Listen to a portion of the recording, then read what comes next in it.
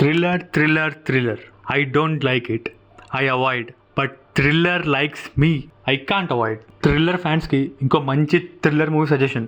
Last year నెట్ఫ్లిక్స్లో release అయిన movie Aryan. Tamil movie తెలుగులో కూడా అవైలబుల్ ఉంది. మెయిన్ లీడ్స్ అయితే విష్ణు విశాల్, మాన్సా చౌదరి, శ్రద్ధ శ్రీనాథ్ అండ్ ఒక ఇంపార్టెంట్ రోల్లో సెల్వరాఘవన్ గారు కనిపిస్తారు. ఆర్యన్ ఒక సైకో థ్రిల్లర్ మూవీ. ఈ మూవీ రెగ్యులర్ థ్రిల్లర్స్లో కాకుండా కొంచెం డిఫరెంట్గా ఉంటుంది.